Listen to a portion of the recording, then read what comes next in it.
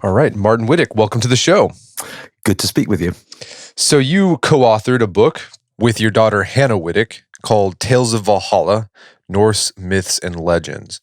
So before we get into some of the specific Norse myths, let's talk about the Norse themselves. I think this is a people that we hear a lot about. They have an influence on our culture even today, but we don't know much about. So who were the Norse?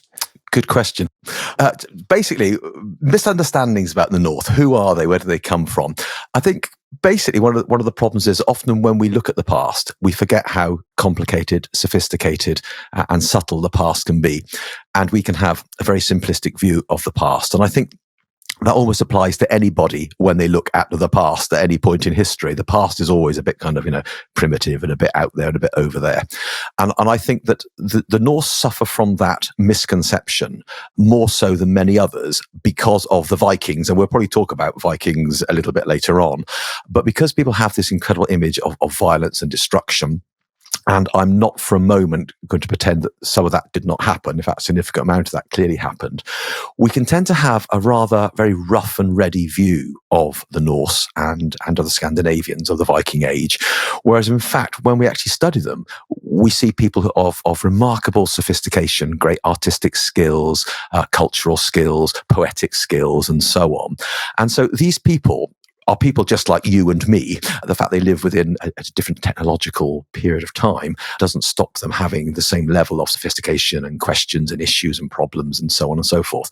And I think we have to remember that when we're looking at them. And we have to look sometimes through some of the very popular views of them, particularly, the Viking axe in hand type person, and realize that behind there are men and women, young and old, of all sorts of different classes, who have very, very interesting and complicated lives.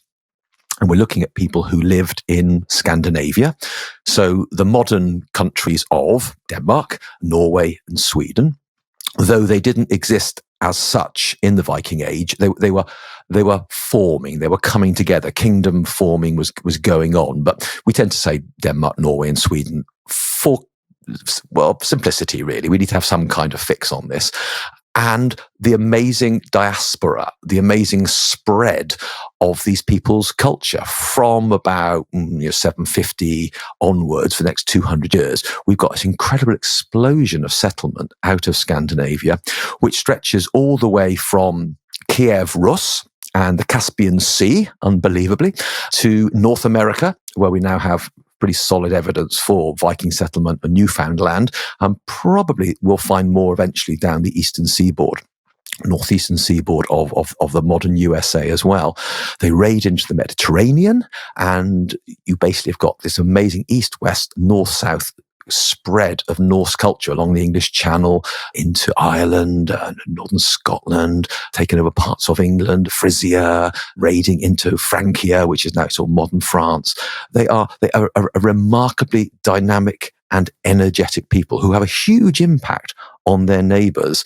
And you can see why people sometimes remember the shock and awe of the Viking Age without necessarily remembering the sophistication and the culture. And it's kind of getting through one to reach the other is the challenge. So, I guess the biggest misunderstanding about the Norse is that they were all Vikings. They all wore the helmets with the horns, right? That's probably, that wasn't like that.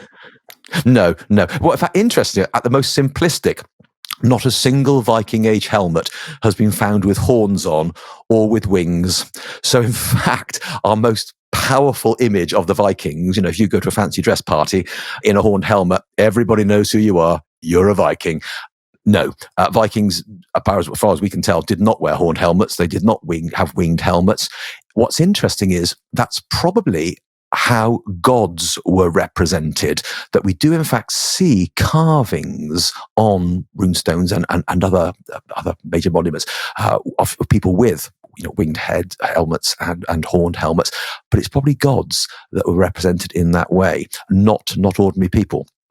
And Viking was something that something rather more of what you did rather than what you were. It means something like adventurer. There's various debates about where the word comes from. There's an Icelandic word that means to go out, to turn around, to go places. There is an area of southern Norway called Vik. It may well, in fact, refer to a creek or an inlet of the sea from which these people, went forth on their adventures. But basically, to go Viking was to go adventuring. It was kind of, how should one put it, a muscular free enterprise, which probably meant that if the people you met were ready for you, you did a bit of trading. If they weren't ready for you, you did a bit of smash and grab. So it was a very kind of flexible, free enterprise expansion out into neighboring areas. And you can see if you were obviously the object of the smash and grab, you had a pretty negative view of these Norse. Otherwise, they'd be quite interesting people trading walrus ivory and amber and all sorts of stuff. It's also probable that people had different phases of their lives, particularly elite young men, in which they did a bit of Viking, got a bit of money, came back, got married, settled down, and turned into a farmer in Denmark or Norway and put their Viking days behind them. So, as I say, Viking was probably more of something that you did rather than something that you were. But it's now very much entered into the popular culture. And I use it. We all use it. We talk about the Viking Age. We talk about Vikings. But technically, we should be talking about Norse and Norse culture, and Vikings are one aspect of that. So that also obscures things a bit. So, are there any misconceptions about Vikings besides that, Viking was just a sort of a period of your life that you might have taken part in? Any other big misconceptions about that? I think the other big misconception was that one assumes that Vikings were all the same for the whole period of the Viking Age.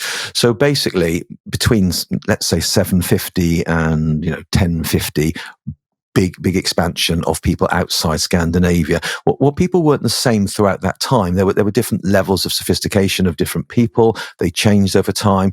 One of the things that's often forgotten is that although we'll come on to this, but perhaps a little bit later on, that although the Scandinavian homelands were some of the last places to convert to Christianity, where Vikings settled, they tended to convert to Christianity within 1 or 2 generations.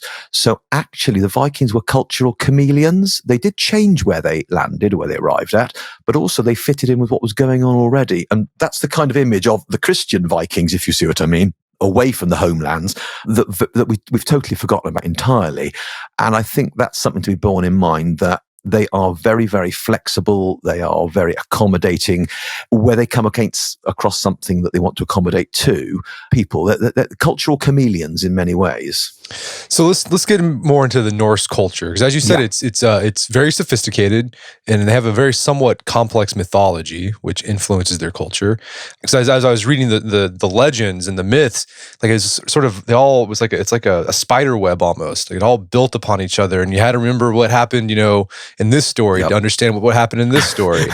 So how do we know about Norse mythology? Were they prolific writers? Like, how do we know about that stuff? This is a really, really important question. It goes to the heart of a lot of what we know or don't know about Norse mythology.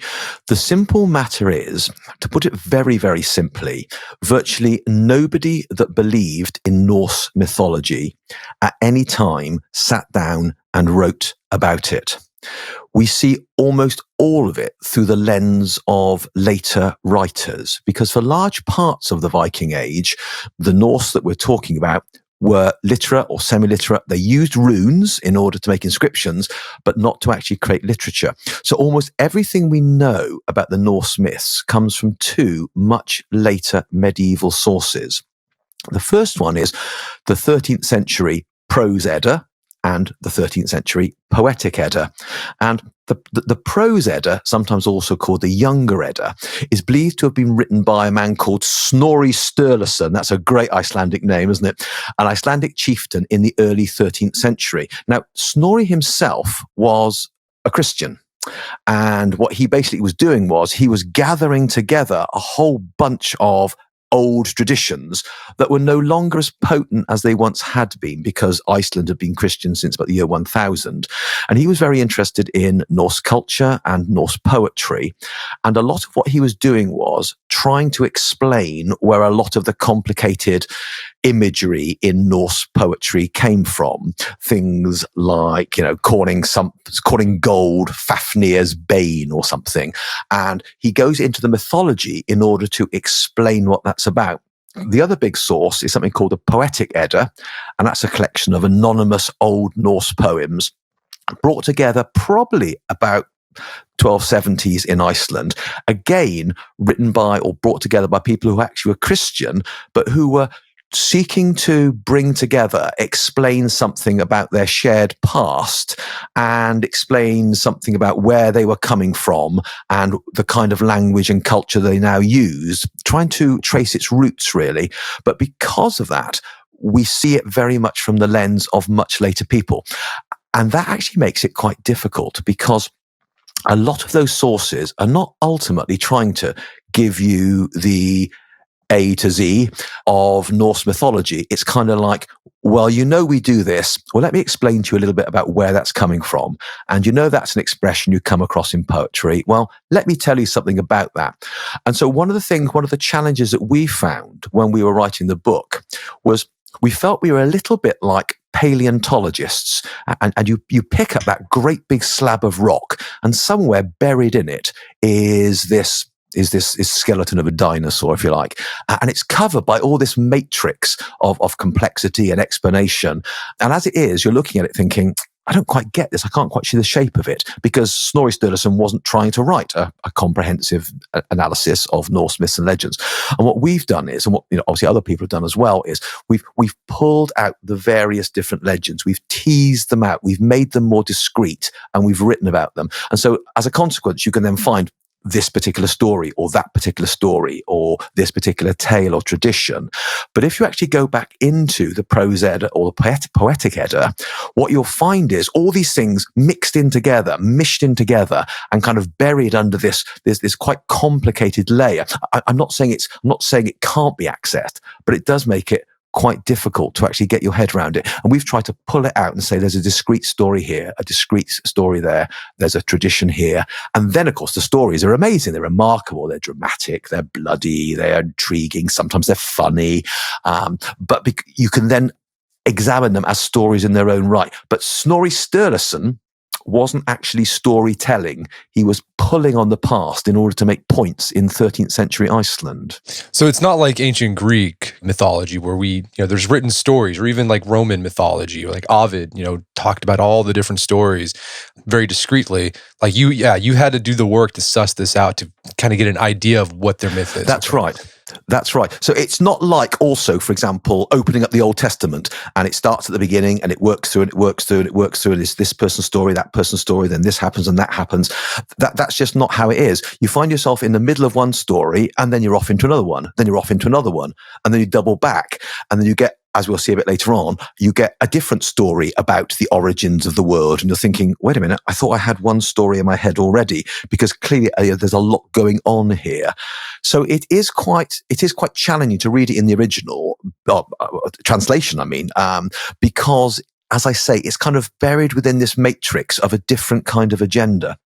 But we also find information about the mythology in some other areas as well, which is perhaps a little bit more clear-cut. We can find it in some of the later sagas. We might talk about that a bit later on, some of the stories that refer to the gods and goddesses. We can find it in place names, and we realize, obviously, these gods and goddesses were significant to the Norse. So today, a big hiking area in Iceland is called Thorsmork, Thor's Forest. Well, obviously, that's recording Thor. You can find places like Thundersfield in England, Thor's open countryside. You can find various different place names named after the Norse gods and goddesses. And that's another source. Archaeology gives you some information as well. We find Thor's hammers found by archaeologists across Scandinavia and in Britain. And so we can see something about the associated culture that went with being a follower of Thor.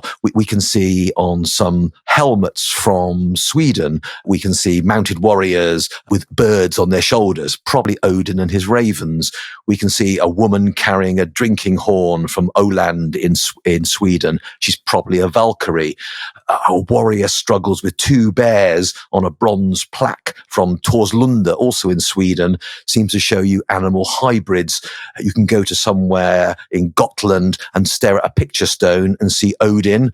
It doesn't say it's Odin, but it obviously is from elsewhere, riding his 8-legged horse Sleipnir. So all sorts of clues are left in other areas that kind of join the dots to help us make sense of the written sources in Snorri.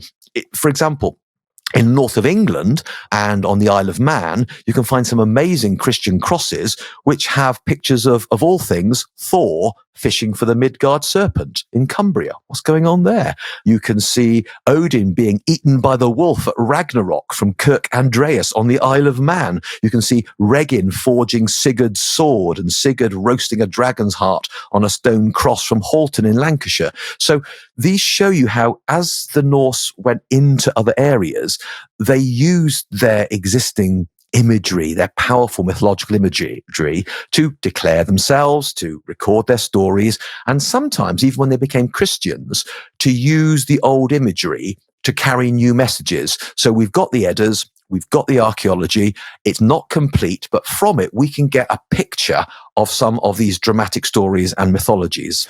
Do we have any idea if there were rituals associated with their mythology? Like, do they make sacrifices to these gods? Good point. A lot of what happened within Norse mythology, we think, and within the practice of Norse mythology, seems to be quite home-based. There were big cult centers. For example, we know at Uppsala in Sweden was a big cult center where there were big sacrifices. People came together in large numbers at Uppsala, well into the 11th century, for example, which is pretty late. But the evidence seems to suggest that quite a lot of what happened in terms of devotion to a particular god or goddess happened very much within the local community, within the home community. So, for example, in Iceland, we see local chieftains called Gothi, who seem to be responsible for the local carrying out of devotion to Thor or devotion to Odin or devotion to Freya. So quite a lot of it seems to be quite local, quite small scale in that sense, quite community based, and without the kind of accompanying literature that you would find within Islam or Christianity or Hinduism.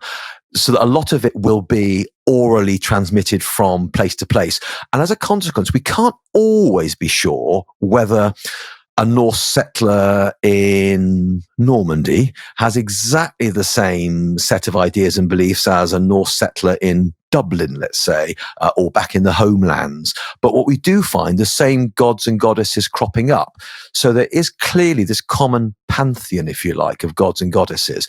But clearly people pick on the ones that they feel most associated with. So we have, for example, somebody in Iceland who was called Freya's Gothi because he was so associated with Freya that was the particular devotion that he had. We hear in the Vinland sagas somebody talking particularly about his devotion to Thor. So I think in some ways it could be a little bit pick and mix in terms of where you wanted to lay your emphasis as an individual within Norse society. But overall, you made up this kind of complicated mosaic, and there would have been sacrifices. There would have been rituals that were carried out. But we struggle to find what you might call a very clear example of a priesthood or an organization across the whole of the Norse world. It just doesn't seem to have worked quite that way. And I imagine that contributed to the chameleon aspect that you mentioned of Norse mythology. There wasn't a set like dogma they followed, so they were able to incorporate that into their own personal beliefs. I think that is very, very true. I also think it meant that when they moved away from the homelands, it actually made it in some ways harder to maintain the old mythologies. Because on one hand, obviously, it didn't need a trained priesthood. It didn't need literate people to write books, as it were. But on the other hand, it's very low key localized version, I think, allowed it to dilute and break up more readily and become more compromised, I suppose. So we hear, for example, of an Icelandic warrior who was a Christian, but he prayed to Thor before sea journeys and when facing particularly difficult decisions. So you think, okay, I don't think that's quite how it's meant to work from either side. But clearly it allowed him, for a generation at least, to kind of mix and match between the two. And I think it kind of encouraged this breakup in the long term. So strangely enough, what was quite a flexible religion, in the end, probably doomed it to disintegration. Well, let's get into the specifics here of some of the Norse mythology. Yeah. So every human culture has a Genesis story of some sort, creation story. What did the Norse mythology say about the creation of the world or the universe? Very, very dramatic. We have a collection of Norse myths known as the Prose Edda, as I said. Particularly in it, there's a section called The Tricking of Gylfi. And in there we find stories brought together telling tales of the adventures of Norse gods and giants from the beginning of life to the building of the bridge Bifrost between Asgard and the earth. And what we have is this image that before time or anything else existed, there was simply a great void and no life. Then there came into existence a place called Niflheim, with a great spring at its centre, and from it flowed 10 rivers. Near here was Hell Gates. A flaming region called Muspel appeared, and from this place, at the very end of the world, as it were, would come Surt, who would defeat the gods and burn up all things with fire. And to begin with, out of this frozen Scandinavian wasteland, you can kind of see the geographical background speaking into this. Out of this frozen wasteland, great poison rivers flowed, encrusted with ice, there we go, and from which vapours rose. And the northern part of this was covered in thick ice. The southern part melted with the heat from Muspel. And at the point where the ice and the heat met, and I suspect Icelanders would have understood very much about where heat and ice meet, the melting drops took on the form of a man. And this man was actually a giant. His name was Ymir. He was a frost giant, and from Ymir were descended all the frost giants. He sweated while he slept, and from the sweat under his left arm, there was formed a male and a female. And a son grew from the sweat of his legs, and all the race of frost giants came from him. The ice continued to melt, and it dripped, and it formed a great cow, Ordhumla, and from its udder there flowed 4 great rivers of milk, which fled this giant. Then the cow licked the salty rocks, and from these melting rocks appeared somebody called Buri, and from him came 3 sons, Odin, who we'll hear a lot more about later, Vili, and Vi. They killed the giant Ymir, and from his body there flowed so much blood that it drowned all the other frost giants except for one. They then took his body, broke it apart, and created from that body the cosmos as we know it. From his body they made the earth. From his blood, this is Odin and his brothers, from the blood of the giant they made the sea and all the lakes. From his bones they made the rocks. They took his teeth and created the tumbled, broken pieces of rock scree that lie on mountainsides. The sea surrounded all the earth and confined the earth in the middle of the great sea. Then they took his skull, and with it they made the sky, which had 4 corners, and under each corner there sat a dwarf. They took sparks of fire from that place of fire, Muspel, threw it into the air and made the stars. They took his brain and made the cloud. And then they structured the earth. And this is where it'll start to sound familiar to anybody who's read Tolkien, for example, because Middle Earth's about to appear. They said, well, the earth is a great circle, and beyond it lies a great sea, and the giants live on the shore of that great sea. But they're prevented from entering the other places of the earth because a great hedge has been established there, which they've made from the eyelashes, Odin and the other gods, from the eyelashes of Ymir.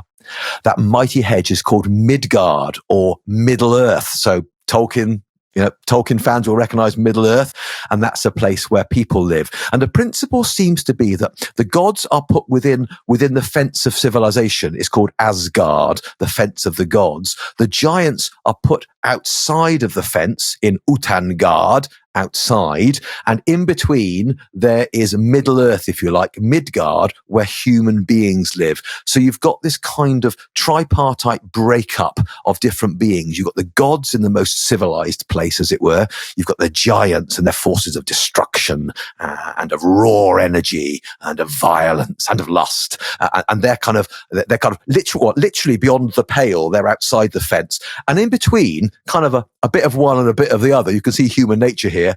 There are human beings, and human beings are made from pieces of wood found on the seashore. And Odin and his brothers form these beings.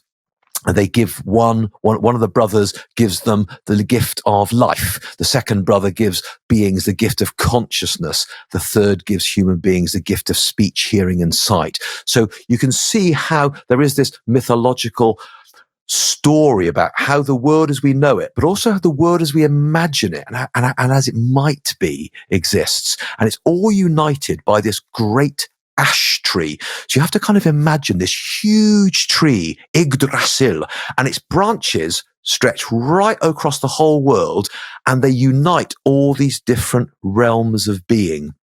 It grows up into the realm of the gods. Its roots go into the land of the giants.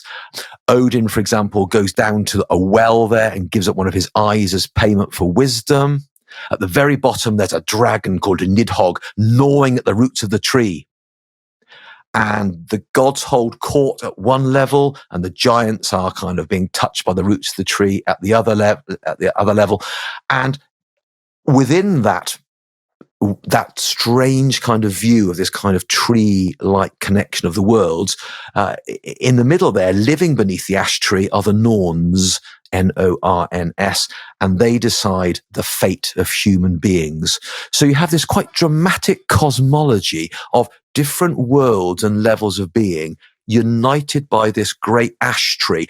And I'm giving you a very simplified version of it, because there's stags in the branches, and there's a dragon at the bottom called a Nidhogg, and there's a squirrel called Ratatosk, who spends all his time running up and down the tree, taking messages of ill will and trouble between an eagle on the top and the dragon at the bottom. So this strange, mysterious, dynamic world, as I say, trying to explain the world in which we live, but also the imaginary world as we think it might be beyond us. The world of dragons, the world of giants, the world of dwarves, the world of the gods, united by this great ash tree. No, it's very complex and really rich. I mean, it's like you're describing that. I was like, boy, the Adam and Eve story. It's pretty simple. God created the earth in 7 days. All right, Adam and Eve created. That's it. It's much more straightforward. Exactly. The Norse myths and legends are very, very complicated. As we'll see when we come on to look at the gods, how the gods came into existence, there are sometimes different stories feeding into it as well. So part of the complexity is due to the fact that there is no one simple canon of what is it we all sign up to. And I think what we have to imagine is that when people like Snorri Sturluson brought it all together, they actually pulled on a tradition that was probably never completely coherent or never completely agreed. So if in fact, as you're reading it, you end up thinking, oh, wait a minute, I'm not following this quite. I thought that was there. How's that there? It's probably because you're spotting the joins in a story that people like Snorri bolted together, and you're kind of spotting the construction evidence and thinking, how does that tie together then? So some of the richness and the complexity certainly comes from the fact that people like Snorri were bringing together a whole bunch of stories that nobody had actually sat down before that, as far as we know, and put it all together in one place. And that makes a complexity. It makes for it being quite intriguing. It also means that sometimes you get stories that seem to contradict other stories too. So we talked about how Odin came into existence. How did the other gods come into existence? Well, this is a very, very good question. And if I could just pause on Odin just for one moment, because actually Snorri has two completely different stories for how Odin came into existence. Indeed, how the gods came into existence. So this kind of leads into your second question. The first one was, the cow, the ice, the melting, the formation of the gods. Okay. But also in an account called Ynglinga Saga, Snorri Sturluson also has a very, very different account, dramatically different. And he says, well, actually, the gods were once heroes. They were actually human beings, just like you and me. And actually, they lived to the east of the Tana-Kvistel River, which it sounds like he's talking about the River Don. Now, that's in southern Russia, east of the Ukraine, and bordering the Caucasus. So we have one story which is very, very mythological. And then we have another story by Snorri that says, actually, there is an account that once the gods lived in the northern Caucasus. They lived in effectively southern Russia. And there they were heroic, they were people, they were human beings like you and me, but they were so dramatic, they were so successful in war that later people decided they were gods. In fact, he says the land that they lived in was Azaland, literally land of the Aesir, or Asia land. So we end up with these two very, very different stories. And then Snorri says, well, how did they get to be in Scandinavia?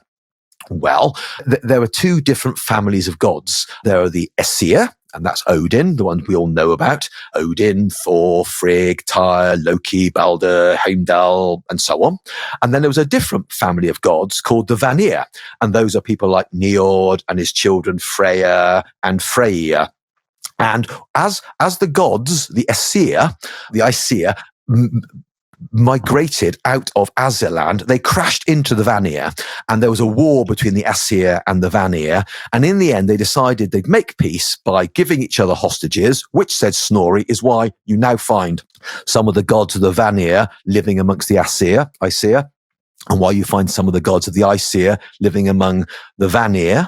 And then they came to Scandinavia, and they set themselves up there, and they founded the kingdoms, and then they died, and then later people thought they were gods and worshipped them as such. And you're thinking, what is going on here? And I think what's going on here is two things.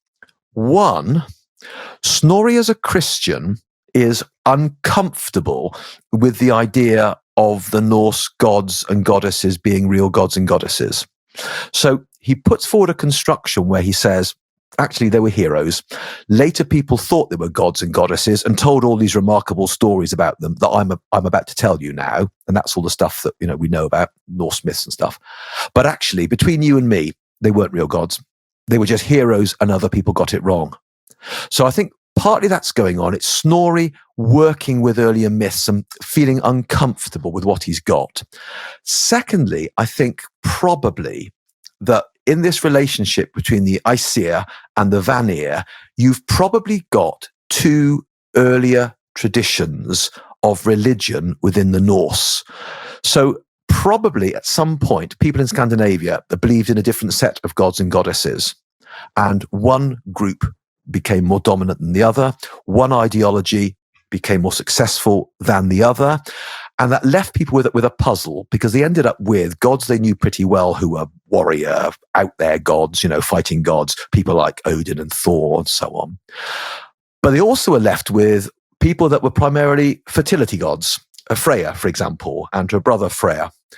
And it's possible, this is all a bit speculative, but it's possible the fertility gods actually belonged to a different layer of Norse mythology. And at some point in prehistory that will never ever untangle, these two ideologies, these two different religions clashed, came together, and were kind of fused. And what came out of it was this strange kind of construct where there's two different families of the gods. They live in different places. They do marry each other. They do have relationships. They do sort of work together, but they're kind of different.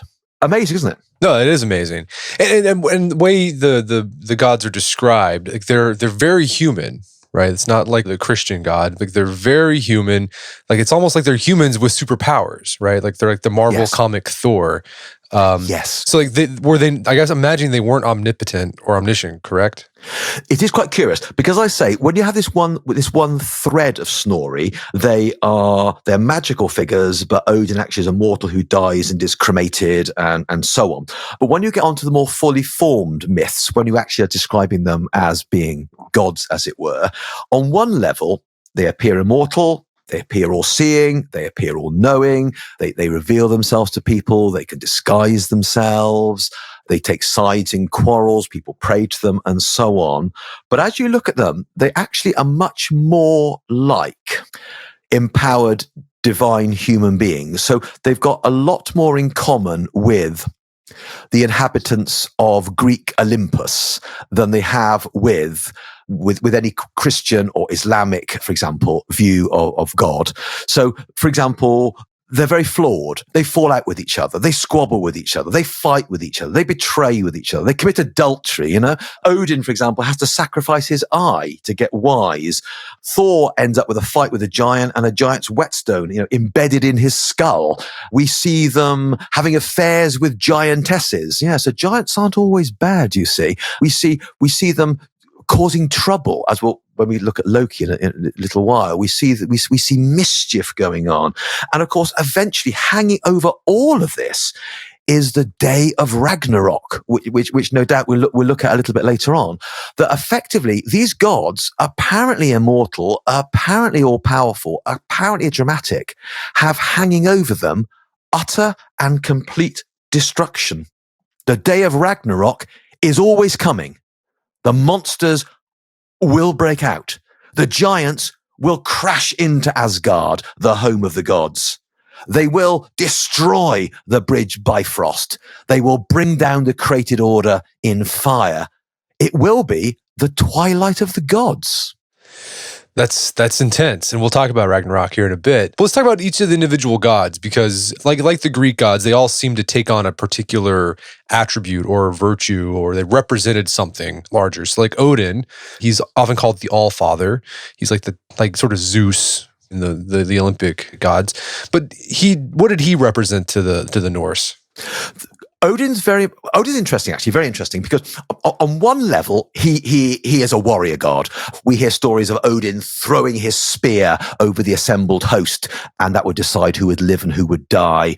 We hear about Valkyries, these extraordinary women who ride out and choose the best of the dead, the best of the slain, to come back and live in Odin's hall in Valhalla. I mean, it's one of those places that lots of people have heard of, and they fight all day and kill each other all day, and then they feast all night, and they're all ready to come to Odin's aid on the day of Ragnarok. So on one hand, he is a warrior god. And it's interesting that, for example, the Anglo-Saxons, when they were pagans in England, they believed in a similar god called Woden. Woden is Odin, for example. And every single one of the Anglo-Saxon royal families, except for the royal family of the Kingdom of Essex, all claim descent from Woden, that is Odin. So Odin, on one hand, is a warrior god. He's a god of aristocrats. He's a god of rulers. He's a god of kings. He's a god who's going to sort of, grant you victory in battle. But on the other hand, he's also mysterious, because he can also sometimes choose to travel in the company of men in the guise of Grimma, the masked one. And when he's in his masked form, you don't know it's Odin at all. And then he's mysterious, then he's challenging, then he's troubling.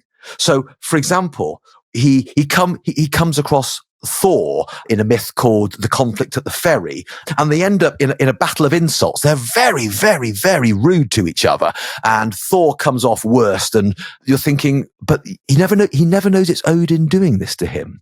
We see, for example, the sons of a king, King Hrodung. Frigg, Odin's wife, looks after one, Odin looks after the other. And they both compete as to which ones of these little boys who are their clients are going to win. And Odin basically encourages one to betray the other, to undermine the other, to destroy the other. We see in the saga of King Hrolf-Kraki that on his way to battle, he stays at the house of a farmer, strange, mysterious old man, the classic stuff, grey beard, hood up, one-eyed perhaps. And he makes a mistake there. He doesn't accept gifts given him by the man. And later on, we discover, it was Odin. If only he'd accepted them. And as a result of that, Odin's angry, and Odin curses him, and Hrolf-Kraki dies in battle. So on one hand, we have this Odin Allfather, as he's described, this kind of Zeus-type figure. On the other hand, we have this rather strange, mysterious, sometimes appears in disguise god. You don't quite know it's him or not. He sits beneath the scaffold because he's the god of the slain. What's that all about, His Valkyries choose who will live and who will die. There is something quite grim in the way which we normally use that word about Odin, as well as grand. And it's also interesting that at some point, it looks like he might have surpassed or replaced Thor as the chief god, because some very early records talk about 3 major Norse gods being worshipped in Scandinavia. And they seem to suggest that it's Thor who's first. So we'll come on to Thor perhaps in a moment, but it looks like there might have been a time when Odin and Thor, well, it wasn't necessarily clear who was the dominant force between the two. And at some point, this looks like there may have been a shift in the mythology, and Odin became the dominant god, with Thor then becoming, as we'll see in a moment, much more the god of farmers, the god of weather, and so on and so forth. But we can't trace exactly when that happened or why that happened, because we haven't got written records for it. Well, yeah. Odin's a very complex guy. So he's not only he's a warrior god. He's mysterious because he can go around in disguise, but he's also the god of like wisdom. He sacrificed his eye for wisdom. Then he like hung himself on a tree. A sacrifice to myself for myself, so he could uncover the power of the runes. Yeah, to gain the power of rune magic. Yeah, that's right. Like, what was rune magic? That was just like the power of like knowing what the symbols meant, or did they actually? Yes, yeah. I mean, basically, runes were Scandinavian letter forms deliberately made angular because they are very easy to carve on wood or engrave on stone or put into metal. And it just reminds us that the pre-Christian Scandinavia was not entirely illiterate. Runes were used, and they were used to do very mundane things. I mean, I've seen a comb, for example, from Eastern England, and it just says, Hothroth made this comb in runes. And that's not terribly magical. But then you find other use of runes were thought to, in certain combinations, they become spells. So runes are an interestingly ambiguous thing. On one hand, they are mundane things. You can find rune stones in Scandinavia that will simply tell you, this guy went on an adventure to the east. He died fighting the Saracens. He never came back. Oh, that was a bit of a disaster, wasn't it? But by the way, he's left his land to his brothers and his sons. Straightforward memorial stuff. But you could also find things engraved with runes in which the runes in their combinations seem to be magical. And it's quite clear that some people in the Norse period, believed that runes in combination had magical significance. And they believed that the power to use runes and to work magic went back to this original Odin hanging himself on the tree, sacrificing himself to himself, reaching out, screaming, grabbing the runes, and having this magical knowledge in his grasp. So he is, you're absolutely right. He's also a god of magic. And it was said that he gained this magic from his relationship with the Vanir, those rather more fertility gods and goddesses that we mentioned earlier on, that he had a special kind of magic that he could use to take over people's minds, to control people's minds. And of course, some people who are adherents of Odin believed that if they listened to him and they did these things, that they could gain this magic for themselves. So he is a complex character. Thor is interesting too, of course. Yeah, let's talk about Thor, because he's famous because of Marvel comics and the movies. Absolutely. But tell us about him. Well, as I say, it's possible that Thor may represent an earlier strata of Norse belief before the warrior god of the Vikings, Odin, as it were. He's a weather god. That's why we have thunder, for example. The word thunder comes from Thor's voice. Thursday, appropriately today, we're speaking about today. Thursday is Thor's day, as a matter of interest. So the days of the week often record the names of Norse gods and goddesses. He's very popular amongst ordinary farming folk. And he's also the traditional enemies of giants and defenders of the homes of the gods. So, for example, we see him going off to get a giant's cauldron in a poem called Hymir's Poem. He gets caught up in all sorts of adventures. He's often comic. We have him cross-dressing as a woman to fool giants in Thrym's poem, for example. He sometimes is presented as being strong, but not very bright. He's bested by Odin at the insult which takes place at the ferry. In the tricking of Gylfi, he doesn't know he's hiding in a giant's glove. It's only in the morning he says, that strange place we were hiding in, it was a giant's glove. He gets beaten at a series of challenges in the hall of King Utgarda Loki. But he's clearly popular. He's popular amongst ordinary people. He's regarded as I say, a weather god, perhaps a god of crops. He's famous for his magical hammer, Mjolnir, depicted as a fearsome weapon to crush skulls and level mountains. He battles with the Midgard serpent, which is this strange mythological creature who's a sea serpent fathered by Loki with a giantess, so large it encircles the entire world. And according to Norse mythology, Thor will encounter the Midgard serpent 3 times. 3 times he'll battle it. He'll go out on a fishing trip and he'll almost get it into the boat and then it'll break 3. And the 3rd time he comes across it will be at Ragnarok, the end of the world, when they will destroy each other. So he is a guardian of the gods. He's a protector of the gods. He's the one that goes off on adventures into giant land. He crushes giant skulls. But on the other hand, sometimes he's strong, but he's not very quick. He can be a bit poked fun at. Basically, in the mythology, no one pokes fun at Odin, but they sometimes do at Thor. Well, another god that's pretty famous that a lot of people think about when thinking about the Norse gods is Tyr. Is another one. Yes. What did he represent? What was his role in the mythology? Tyr's interesting because Tyr is a war god who you would think would have a higher profile than he does in Norse mythology. When he appears, he's clearly a war god. He also presides over matters of justice and of law. He's remembered in Tuesday, for example. Tu or Tyr are related names of this god, and he gave his name to the T rune in Norse runic alphabet. Has quite a dramatic character when he does appear. In one of the poems in the Poetic Edda, the Valkyries go out and they instruct the human hero Sigurd to invoke Tyr for victory in battle. Pray to him and he'll give you victory. In another Eddic poem, Loki insults him by saying, "You're good at stirring up people into strife, but you're no good at reconciling them, are you?" He is given the job, for example, of holding the jaws of Fenrir the wolf, who is this great, terrible, destructive wolf character who the gods decide they want to chain up to stop him destroying them. And the wolf basically says, "No, I'm not having any of that." And they say, "Well, look, what we'll do is we promise you that Tyr will put his hand in your mouth and we'll therefore put this silken cord around you. And you know that we won't obviously do anything against you because why would we do that? Because obviously Tyr's put his hand into your mouth as a hostage."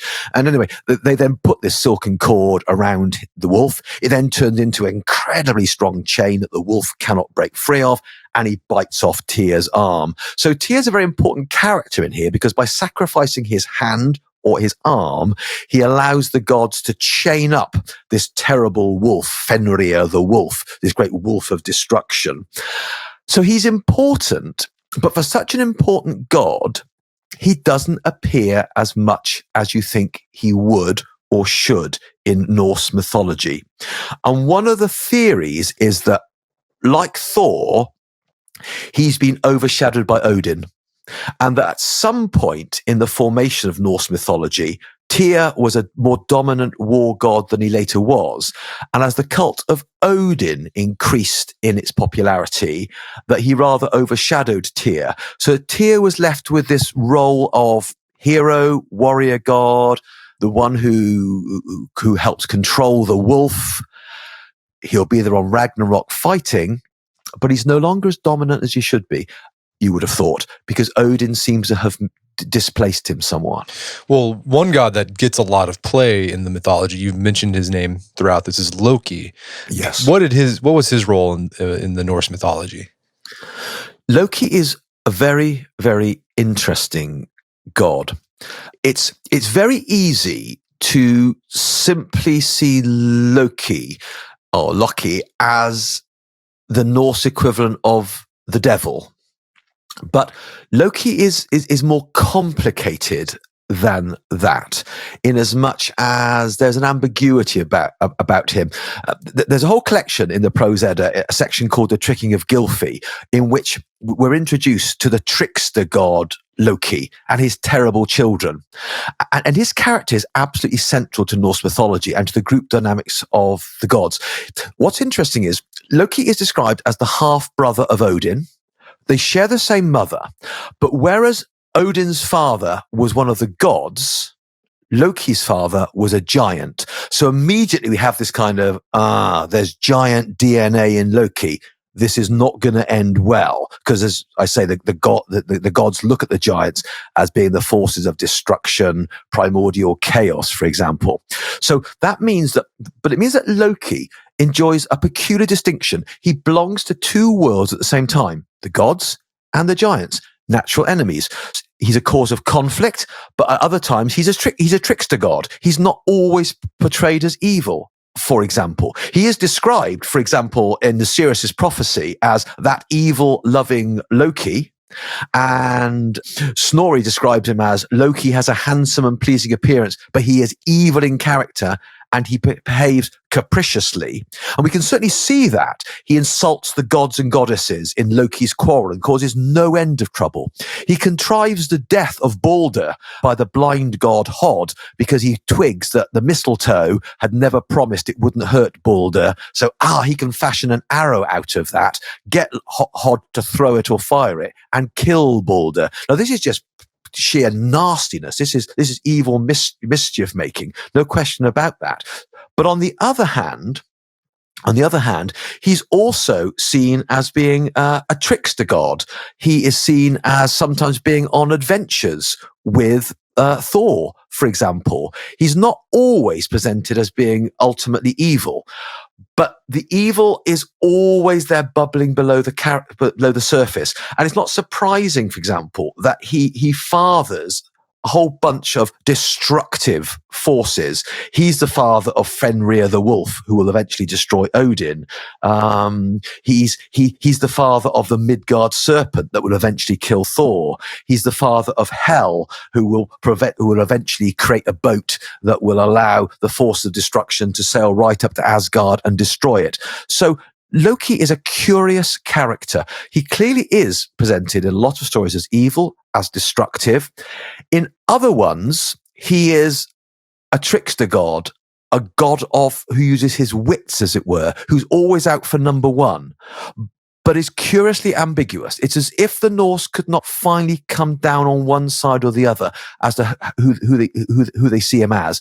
But ultimately, he will make his own decision, and he will decide against the gods at Ragnarok, and he will be a primary force in their ultimate destruction. So I suppose that's the ultimate ending. Yeah, he will destroy the gods eventually, whatever he's done in the past. Now, my favorite story of Loki was the one where he was in Asgard and he was just stirring the pot. Like he was going around to each of the gods and saying, and sort of bringing up their own, like the stuff you don't talk about. And they're like, you don't talk about that. Very sexual. Right. Yeah. Very sexual. I mean, it reminded me of like the person, like in your, that one person in your family that just, when there's a family reunion, they're always like, they're trying to create conflict.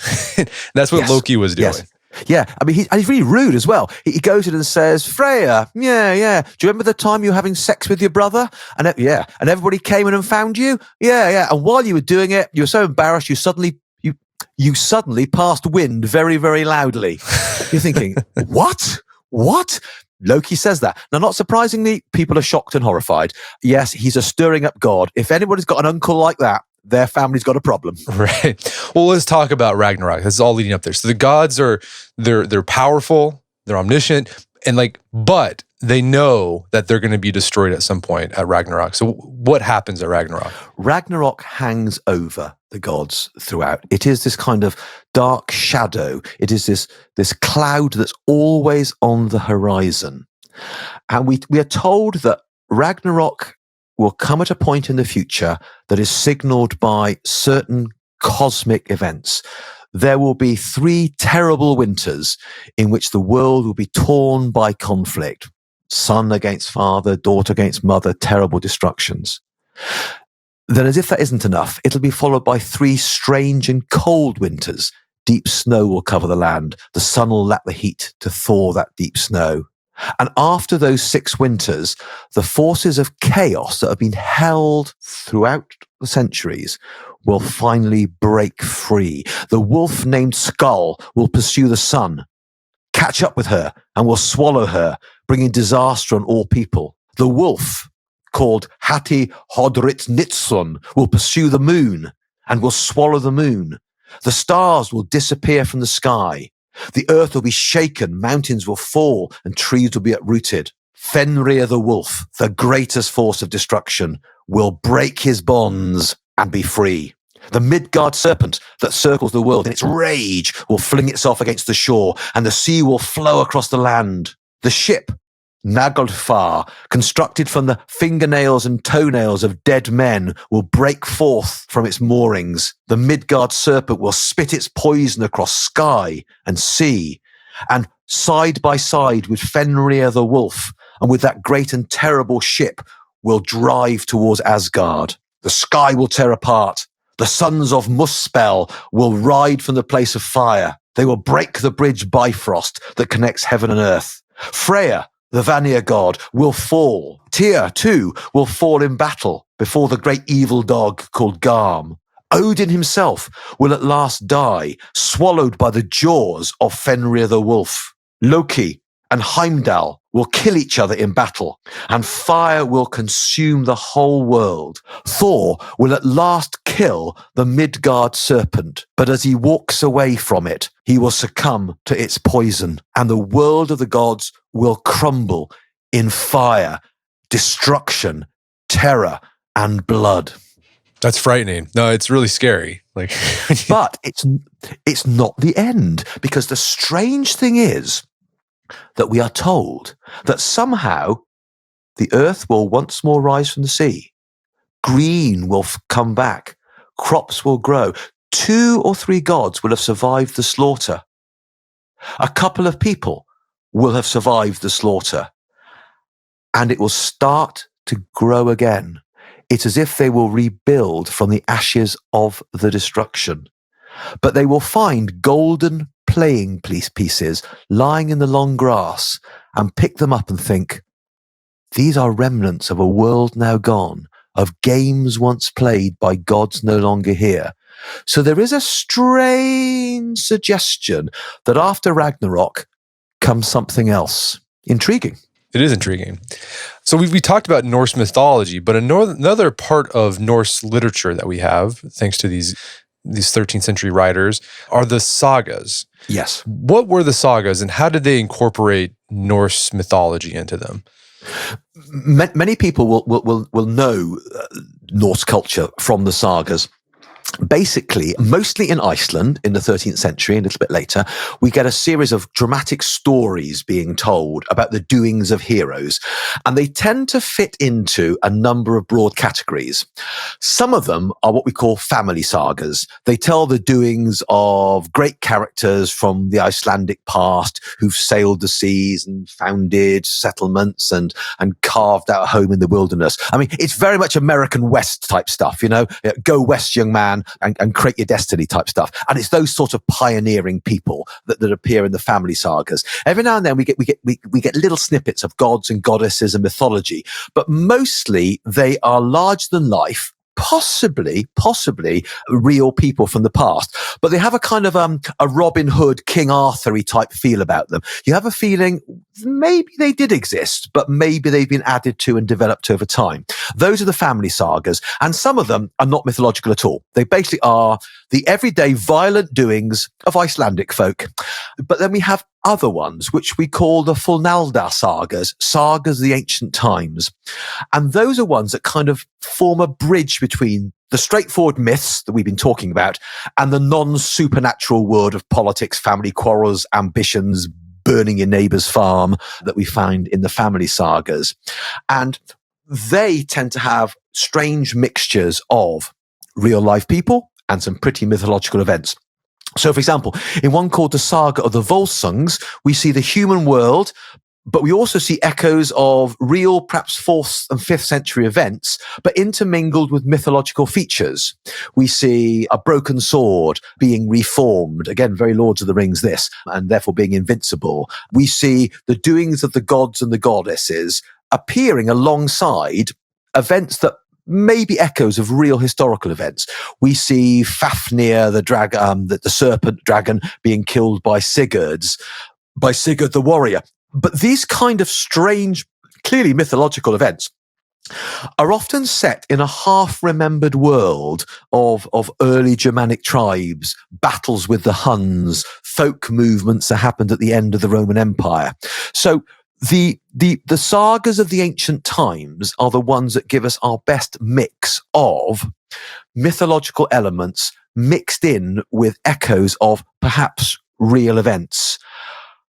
And that's quite intriguing because it just goes to show how people do mix the mythological and the half-remembered history together in one go.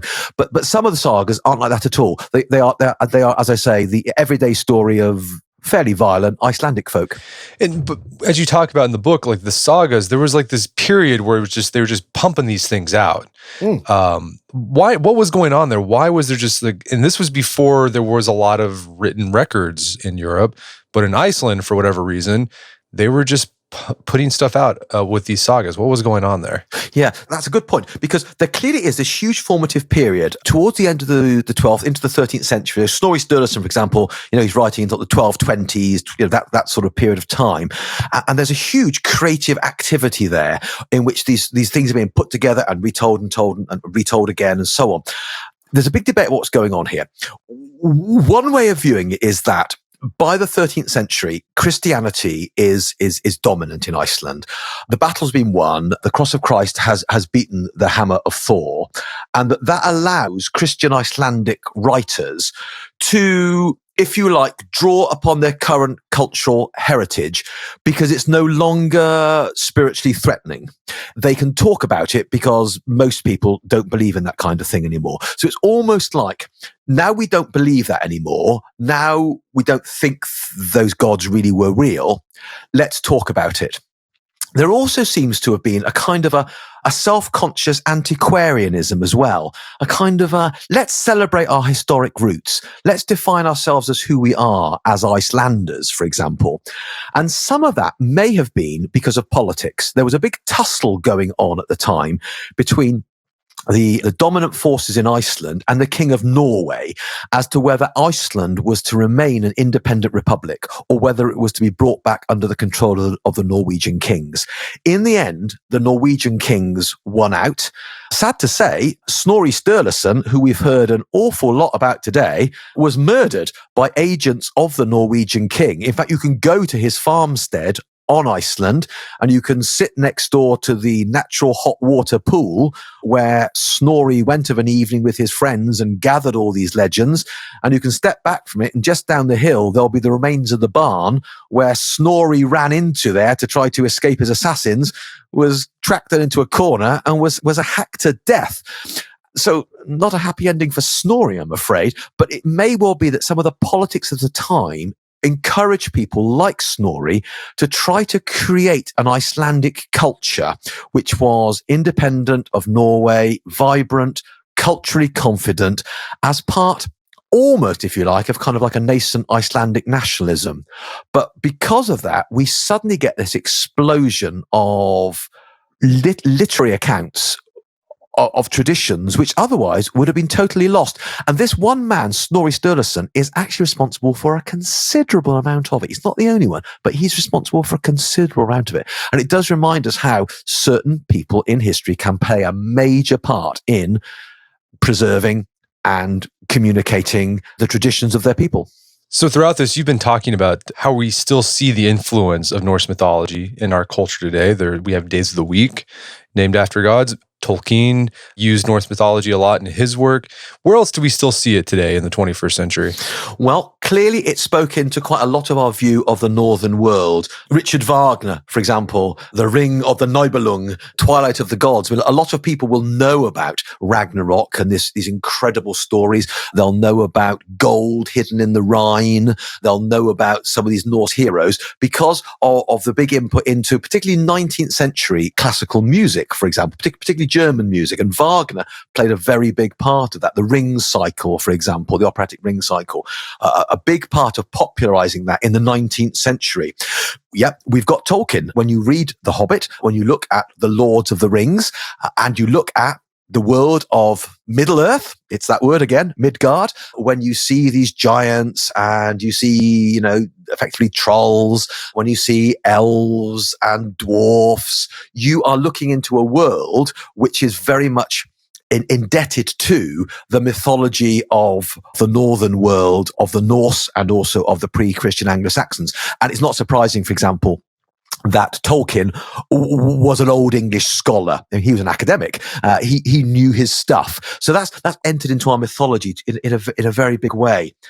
In different ways, of course, Marvel have picked up the whole concept of Thor and these dramatic, larger-than-life characters. And so in many ways, many people now know about Thor, not because of the myths themselves, not because of these echoes in other mythologies, but they know about him because of his place within, the Avengers films, within Marvel's comics. And in many ways, we're seeing a quite interesting take on Thor there, where he is clearly regarded as a superhero, and yet he seems strangely human as well. So that's an interesting take on him and an interesting recreation of him.